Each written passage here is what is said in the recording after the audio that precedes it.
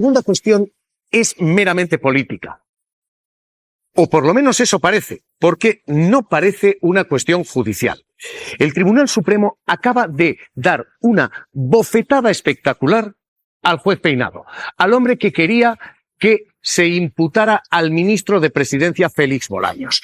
Y la lección y el correctivo es extraordinario. El juez Peinado, el hombre que instruye la causa contra la mujer del presidente, pedía que se le tomara declaración, pedía que se registrara la Moncloa.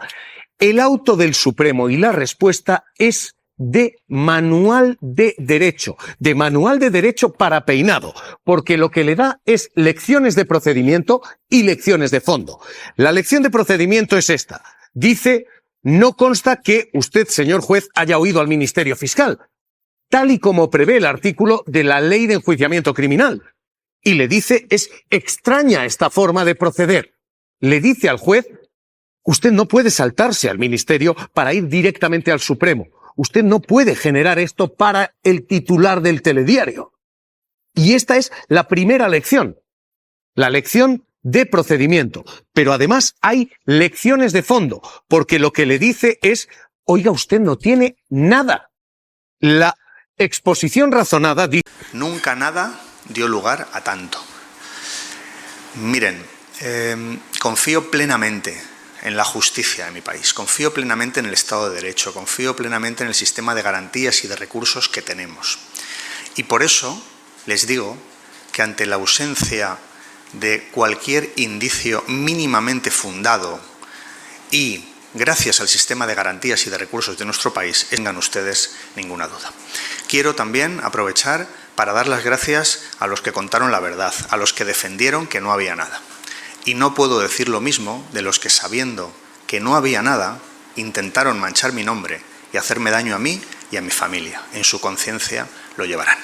Muchas gracias y de temas de actualidad esta tarde les vuelvo a ver y comentamos en detalle. Gracias, buenos días. Es la contundencia con la que le dice, oiga, esto que usted me está planteando no tiene ningún tipo de fundamento.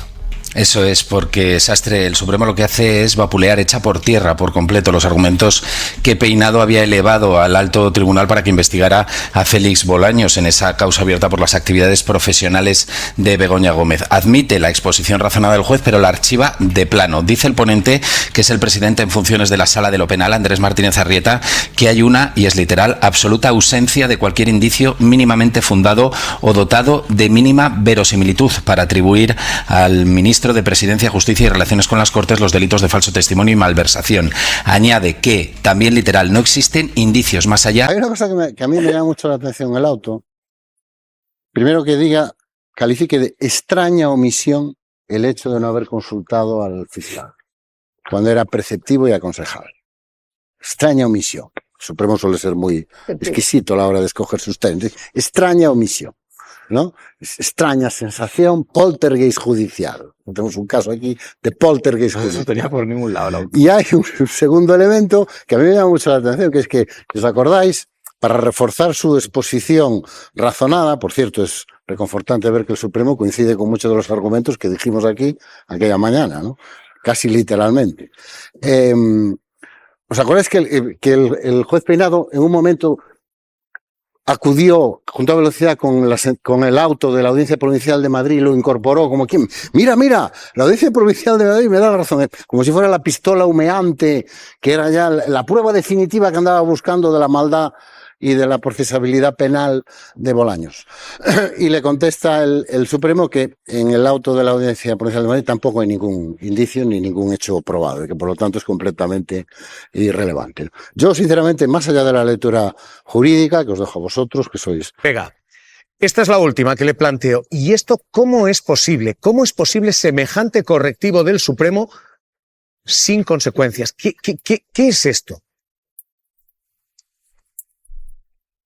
Bueno, estamos hablando de materia jurisdiccional, ¿no? Los jueces, yo no sé si se refiere usted más a materia disciplinaria o a materia propiamente penal, pero yo creo que sin perjuicio de que es evidente que el auto es demoledor, bueno, el juez ha actuado, ha redactado una exposición razonada en base a lo que él consideraba que existen unos indicios. Lo que ha hecho el Supremo es simplemente echar abajo esa propuesta que había hecho el juez de instrucción. Pero esto, por cierto, es algo que ocurre con normalidad en nuestros juzgados y tribunales en el día a día. Yo, que estoy en un órgano de apelación, normalmente, bueno, pues podemos estimar los recursos que se interponen contra resoluciones judiciales o desestimarlos. Y en el caso que los estimemos, si consideráramos que, bueno, pues que realmente es un atropello jurídico la resolución dictada por el Tribunal de Instancia, bueno, pues si fuera preciso, pues podríamos ponerlo incluso en conocimiento del Ministerio Fiscal. Pero creo que en definitiva aquí lo que se ha producido, al margen de toda lectura política, es simplemente que un juez ha dictado una resolución y que un tribunal superior lo que ha hecho es echarla abajo. Esto es, lo que pone de manifiesto es las garantías que... lo que pone de manifiesto es las garantías de las que está dotada nuestro sistema judicial. Yo le entiendo, déjeme que discrepemos en esta, Ignacio González Vega. Digo que esto, mi lectura personal, aquí es, esto no es un suave. Cosas que son ciertas, que es obviamente todo nuestro sistema jurídico está basado en que hay una apelación posible, que al final tú tienes derecho como ciudadano a que haya dos instancias que resuelvan sobre cualquier caso, y que lo que ha ocurrido esta vez en el Supremo demuestra que en este caso también el Estado de Derecho ha funcionado. Vale, pero mi discrepancia con González Vega es que lo que le dice el Supremo no es un tema de discrepancia jurídica sobre cómo se incardina unos hechos en tal delito o en tal otro, que sería absolutamente legítimo y pasa todos los días. Es que lo que le está diciendo, efectivamente, y luego al final González Vega lo mencionó, es que desconoce completamente elementos básicos de un delito. Porque hablar de falso testimonio cuando no hay una sentencia, cuando no hay un hecho probado, eso simplemente no existe. No es una interpretación jurídica. O eres un ignorante absoluto y por lo tanto no puedes ejercer como juez, o te estás saltando lo que pone el ordenamiento. Esto es algo que aquí hay algún profesor o habéis dado clase, yo no, de Derecho. He estudiado y obviamente en primero o en segundo de Derecho, desde luego, cuando estudias el Código Penal, es que está ahí. Esto no es interpretación. Esto es que o eres un ignorante o te estás saltando el Código Penal de forma increíble. Y termino con esto. A mí me asombra que sigan sin salir asociaciones judiciales a decir, este señor está arrastrando la imagen de la justicia, porque esto llueve sobre mojado. O el Consejo General del Poder Judicial, porque el Consejo General del Poder Judicial puede tomar, que es lo que decía Vega. Vega estaba diciendo, no, esto es la apelación normal. Bueno, hay vías disciplinarias. Cuando un Supremo te dice, oiga, mire, se está inventando usted esto, se está inventando lo otro, y sobre todo no tiene ni la menor prueba ni el menor indicio fundado, hombre, yo no sé. Igual una réplica tan contundente, tan clara, que prácticamente decirle a un juez desde el Supremo, oiga, es que esto no tiene ni pies ni cabeza. No es habitual, pero a veces puede pasar cuando una resolución, o en este caso una exposición razonada, no cumple elementos esenciales, que es lo que dice el Tribunal Supremo, que es una petición planteada sin seguir requisitos básicos del ordenamiento jurídico, tanto en relación con el delito de falso testimonio como el de malversación, que por cierto ya adelantamos aquí que era muy previsible esta resolución del Supremo por la propia jurisprudencia del Supremo que es citada. En todo caso, que haya una falta de estimación de la petición de imputar a Bolaños no es la primera decisión, en este caso que es revocada del juez instructor. Recordemos que el Tribunal Superior de Madrid revocó la sanción al abogado defensor de Begoña Gómez de 5.000 euros por falta de cumplimiento también de los requisitos, entre ellos la motivación, pero la Audiencia de Madrid ha revocado muchísimas decisiones y algunas bastante relevantes. Revocó registros que se habían realizado, revocó la declaración de secreto, revocó la imputación de personalidades tan importantes como el rector de la Complutense o Juan José Güemes. También dejó sin efecto la investigación que estaba llevando sobre el rescate de Air Europa o sobre el Instituto de la Empresa. El juez instructor actúa en el ámbito de sus competencias, pero después otros tribunales deben supervisar lo que hace, y así es como funciona el Estado de Derecho. Joaquín, gracias, que tengas muy buen día. Momento que sabemos de la respuesta de las impresiones del ministro Bolaños. Laura. Pues con un mensaje en redes sociales escueto pero contundente, el ministro ha asegurado que el tiempo siempre pone todo y a todos en su sitio. Bolaños ha sido firme desde el primer momento. Recordamos que el mismo día en el que el juez Peinado pidió al Supremo su imputación, él compareció ante los medios de comunicación en el Congreso y allí aseguró que esa petición era insostenible, que contenía errores de bulto y que no había ningún indicio contra él. Decía además que confiaba en que el alto tribunal acabase descartando sus acusaciones. Es que dice exactamente la resolución, Elsa. Absoluta ausencia de indicios, de cualquier indicio mínimamente fundado o dotado de mínima verosimilitud. Es durísimo el comunicado del alto tribunal con respecto al juez Peinado. Ese es el hecho más significativo, ¿no?, de que el Tribunal Supremo haya desautorizado al juez Peinado, ¿no? Y es en los términos en los que lo hace, como tú bien relatabas, ¿no? Le dice el alto tribunal al juez que no hay un mínimo respaldo indiciario en su intento de perseguir al ministro Bolaños. Yo creo que, bueno, esto no le deja nada bien al juez Peinado y supongo que puede que esté reflexionando, ¿no? Pero este tipo de cuestiones no dejan tampoco bien, no dejan en buen lugar a la justicia. Bueno, menos mal que hay una resolución en la que se dicen cosas que habíamos informado todos de errores de bulto que había en ese auto de imputación que pretendía llevar a Bolaños al banquillo, ¿no? Pero ¿cuál es la preocupación? Que cada vez que a este señor, al juez Peinado, se le ha corregido decisiones que ha tomado muy discutibles, su factoría creativa es incansable. Es decir, de repente abre otra vía para seguir y continuar una causa donde hasta ahora no ha aportado una sola prueba de los delitos que está imputando, en este caso, a la señora del presidente López. Bueno, pues ahí lo dejamos y veremos cómo sigue la instrucción después de este varapalo tremendo del Supremo al juez Peinado. Pero es que él se empeña siempre en intentar pringar al gobierno, al ministro de Justicia, a todo el mundo. Bueno, pues vean la siguiente historia, porque claro, Peinado se fue para el Palacio de la Moncloa, sede de la presidencia en España. Allí tuvo un tono muy llamativo, vamos a decirlo así, con Bolaños. Bueno, pues ahora, después de toda la que lió, varapalo a Peinado le dicen absoluta ausencia de indicios. Tonito, nada. ¿Qué hace el Consejo General del Poder Judicial, correcto, me pregunto? O sea, ¿por qué qué está haciendo? Pues porque tiene la obligación. Los jueces no dicen que se autorregulan. Pues el Consejo General del Poder Judicial es el que tiene la obligación en estos momentos. Gloria, sí, claro. Hugo Luis, por favor. Hugo Luis. Yo lo que creo que esta decisión del Supremo lo que demuestra es que tenemos un Estado de Derecho que funciona. ¿Por qué? Porque el juez Peinado pues no se le permite hacer lo que quiera. Punto número uno. Le han delimitado la investigación ya. La Audiencia Provincial de Madrid, el Tribunal Superior de Justicia de Madrid. Ahora, el Tribunal Supremo lo que hace, evidentemente, es decirle, oye, mira, hay errores y esto no se puede llevar a cabo. Este señor, mientras tomaba declaraciones estas que acabamos de ver, que acabamos de poner, pidió que se le pusiera una tarima en Moncloa. Pidió que le recogiera un coche oficial porque no podía entrar por el acceso, que es por donde entra todo el mundo en Moncloa. Este señor tomó declaración al presidente del gobierno como testigo en el caso de su esposa, sabiendo perfectamente, porque lo sé hasta yo, que no he estudiado Derecho en mi vida, que un testigo no declarará nunca en contra de un familiar directo y tiene derecho a no declarar. Y sabía que no iba a declarar. Este tío, este señor, este supuesto juez, que ya ha metido la pata 5 o 6 veces, yo me pregunto como Gloria, ¿dónde está la sala de la Audiencia Provincial o dónde está el Consejo General del Poder Judicial para decirle, mire, un juez no se puede equivocar 5 veces? Yo estoy de acuerdo en que el Estado en general funciona, pero de ahí a decir, a enorgullecerse de este Poder Judicial, hay un trecho muy grande. Bueno, pues a ver, este caso. Claro, se irá deshinchando, dice poco a poco, el caso ya no lo suyo, sino entiendo toda la referencia de Begoña Gómez.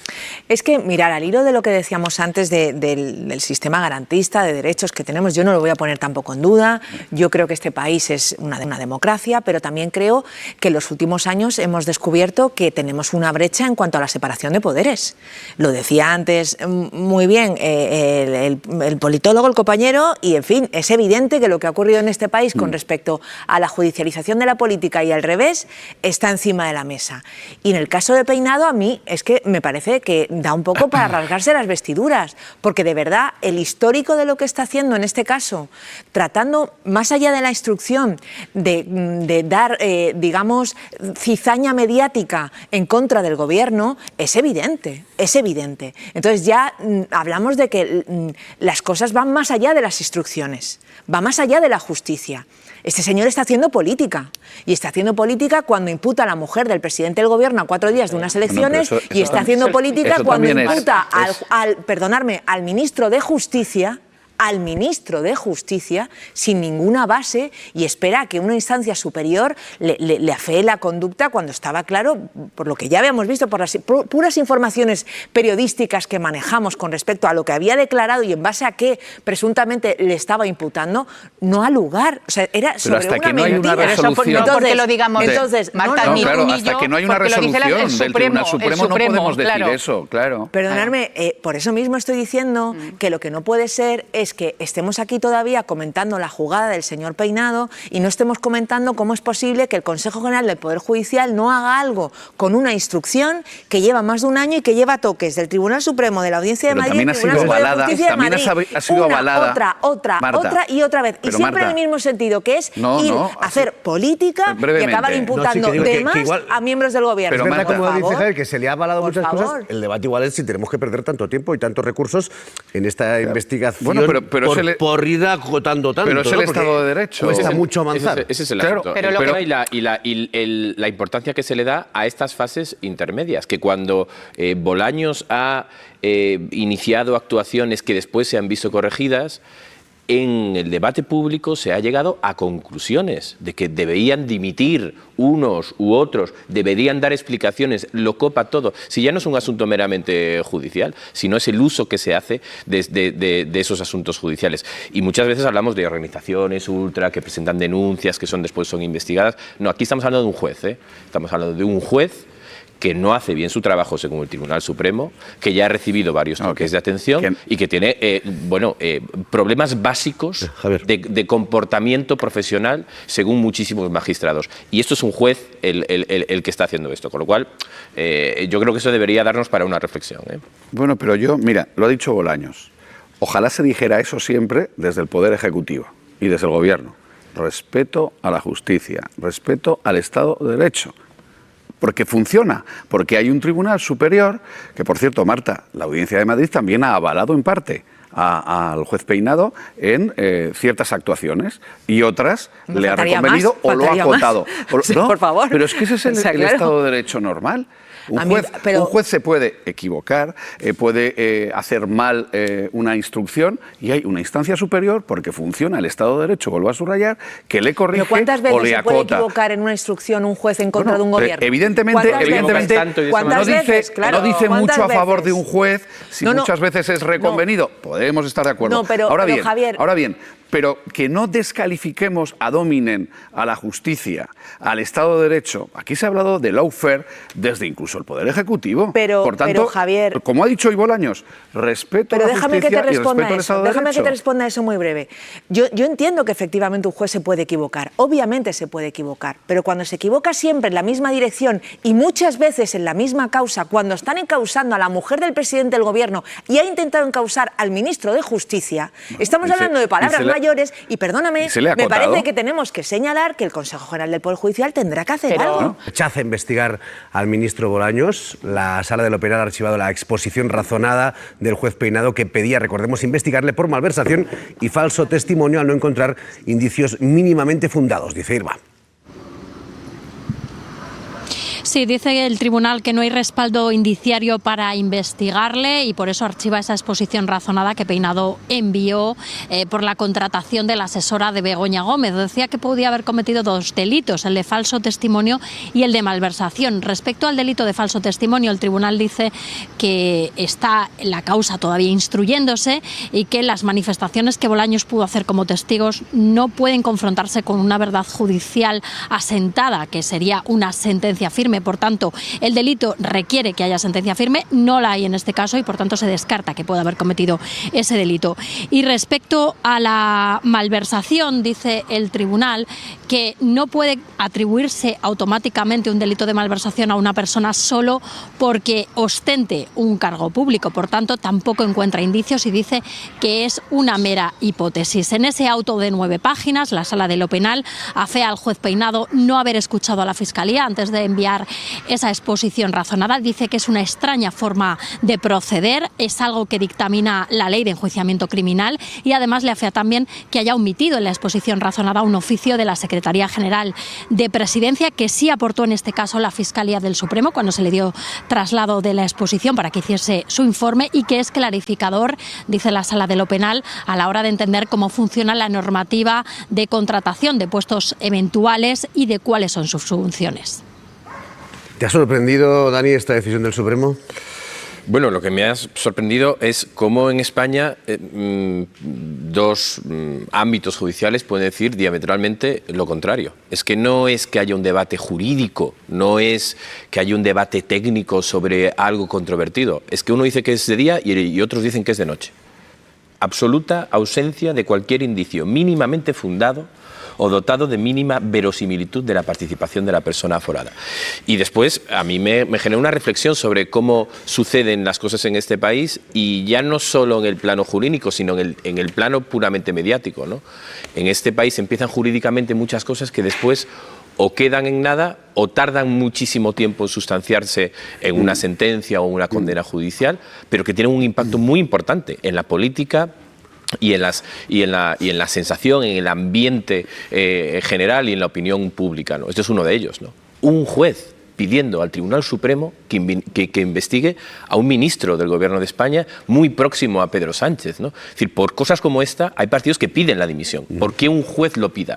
Pero después vamos al Tribunal Supremo, que es quien tiene que sustanciar o investigar en la condición de aforado que tiene Félix Bolaños, y dice que aquí no hay nada, de nada, y ni siquiera hay una mínima diligencia profesional a la hora de pedir los informes habituales a la Fiscalía o justificar lo que estás pidiendo. Y ese es el país en el que vivimos. Yo creo que tenemos que tener una reflexión, ¿no? Sobre, evidentemente, los jueces tienen que actuar con total independencia. Yo creo que buena prueba dan que actúan con total independencia, a veces incluso de los mínimos indicios o fundamentos dotados de mínima verosimilitud en un Supremo, y el impacto que estas historias que empiezan pero después nunca se sabe cómo acaban tienen en la opinión pública o incluso en las intenciones de voto. Iba jurídico-técnica, yo no voy a entrar, pero es verdad que muchas personas habían planteado que no había demasiados indicios sólidos. Pero a mí sí me gustaría destacar una cuestión un poco más general, que yo creo que es la gran asignatura pendiente que tenemos en España. Y es que en España tenemos un problema serio de politización de la justicia y judicialización de la política. Y para mí son las dos caras de la misma moneda. Tenemos a dos partidos que clásicamente se han hecho con el control del Consejo General del Poder Judicial y han controlado, por tanto, la política de nombramientos tanto a los tribunales superiores de justicia de las comunidades autónomas como al Tribunal Supremo, y esto, por lo tanto, ha supuesto una suerte de reparto de cromos entre ellos. Yo creo que esta es una reforma pendiente, que es probablemente sustraer la capacidad de nombramiento al Consejo para que se haga con un concurso de méritos, o algo que permite quitar el control a los políticos de manera directa de este tipo de nombramientos, sobre todo para situaciones sensibles. Me atrevería a decir que el 95% de los casos que juzgan los jueces lo hacen con total independencia e imparcialidad, pero siempre hay un 5% de importante sensibilidad política, sobre todo cuando hablamos de la Sala de lo Penal y se afecta a políticos, o de lo contencioso administrativo, que no es una cosa menor. Pero claro, esto tiene la otra cara de la moneda, que es que al saber esto, los partidos, ¿qué es lo que hacen? Judicializar la política siempre. Es decir, en última instancia, llevar a los tribunales cualquier actuación que consideran inadecuada y confiar en que luego caiga en un juez que sea afín, para poder después generar también un bucle de noticias mediático que pueda desprestigiar al adversario. Y eso yo creo que ha ocurrido históricamente a izquierda y a derecha. Y esto es un tema que debería preocuparnos, porque yo creo que lo ideal sería sacar de la contienda política al Poder Judicial, precisamente con un sistema de nombramientos más meritocrático, menos controlado por nombramientos del Consejo, y del otro lado también para que los propios políticos se refrenaran de recurrir siempre a un juez o a la judicialización de un proceso, lo que tiene que ser una legítima discusión política. Ojo, una censura de carácter moral o político o lo que sea, y no terminar siempre esperando a que sea un tribunal el que termina obligando a asumir responsabilidades porque se hace por la vía legal y no por la vía de la sustantivación de las responsabilidades políticas. Claro que se sigue lo que toca, ¿no? Que es decir, que un juez pide y el Supremo le contesta. Pero mucha gente dirá, claro, es que una respuesta tan contundente a una petición que parece que no se sustentaba, hombre, no sé si tendría que dar otro tipo de, más allá del hecho en sí, algún tipo de investigación, algún tipo de toque desde el Poder Judicial, no sé. Hombre, evidentemente es un toque. Cuando se suman ya unos cuantos toques en una instrucción concreta, claro, pero que es si la me de Begoña permites, Gómez. en esta dirección, la potestad sancionadora del Consejo, ¿tenemos noticia de si se emplea? Quiero decir que... Bueno, además tendría que haber alguien que la pidiera. Tengo noticia de que España, casi nunca se emplea, de hecho. Pero hay en muchas otras instrucciones judiciales, y tenemos a un juez en ejercicio escuchándonos, hay muchísimas revocaciones o toques de atención de tribunales superiores a instrucciones de jueces ordinarios. Es algo normal. Y es donde yo quería ir y subrayar. El Estado de Derecho funciona. A ver, un juez puede equivocarse, puede hacer algo mal, pero hay una instancia superior, un tribunal superior, que no admite su intención jurídica y lo revoca. Bueno, esto es el Estado de Derecho al que hay que respetar frente a los discursos ad hominem de desprestigio de la justicia en general y desde la política, que hablabas antes y yo lo comparto, esa judicialización de la política y politización de la justicia, lo comparto, Pablo, es un problema en España, pero también que desde la política se critica el Estado de Derecho es algo que no podemos tampoco entender como normal. ¿Por qué? Porque esto que ha pasado hoy demuestra que la justicia funciona. Un juez no ha fundamentado bien, a lo mejor, un auto, una resolución, y hay un tribunal superior que, bueno, pues lo demuestra y lo paraliza. Perfecto. Sí, pero Javier, ¿sabes qué pasa? Que mira, hoy en El País recopilaban todos los toques que le han dado al juez Peinado desde que empezó esta instrucción. Y yo recuerdo todas las veces, que no está en esa lista y me parece fundamental, que imputó a la mujer del presidente del gobierno a 4 días de unas elecciones, cosa que obviamente no está en los manuales. No es ilegal, dicen los expertos, pero desde luego, por lo menos es feo, y nadie lo había hecho con unos tiempos como esos, de una manera tan llamativa a la mujer del presidente del gobierno. Insisto, la lista es muy larga, ¿eh? Es que la lista de toques al juez Peinado del Tribunal Supremo, de la Audiencia de Madrid, del Tribunal Superior de Justicia de Madrid, da como para, no un toque, da como para que lo pensemos. Mira, te voy a hacer un resumen rápido. Lo de Bolaños ya lo hemos comentado hoy, pero es que lo de las meras conjeturas ya lo han dicho varias veces. Estuvo obligado a cerrar la línea de investigación por la contratación del Instituto de Empresa. Estuvo obligado a retirar las imputaciones a Güemes porque no había fundamento. Retiró los registros injustificados de la casa de Juan Carlos Barrabés cuando estaba en un hospital al borde de la muerte, no solo de sus mecanismos digitales, teléfonos y demás, y esto hubo que retirarlo. Se difundió un vídeo de Pedro Sánchez declarando sin utilidad ninguna. Esto es textual, sin utilidad ninguna, porque el presidente además decidió no responder y podía haber mandado perfectamente a las partes por escrito la no respuesta. Y decide el juez mandar un vídeo que acaba en los medios de comunicación. Las multas anuladas a los abogados, porque es que multó a los abogados, precisamente con 5.000 euros al abogado de la mujer del presidente y con 500 euros vaya a los de Vox, porque hicieron declaraciones y esto también lo anularon. A mí me parecen que ya son múltiples, que son múltiples las anécdotas, ¿vale? Que dejan de ser anécdotas y que hablan de la ruptura de la separación de poderes. No, eso es...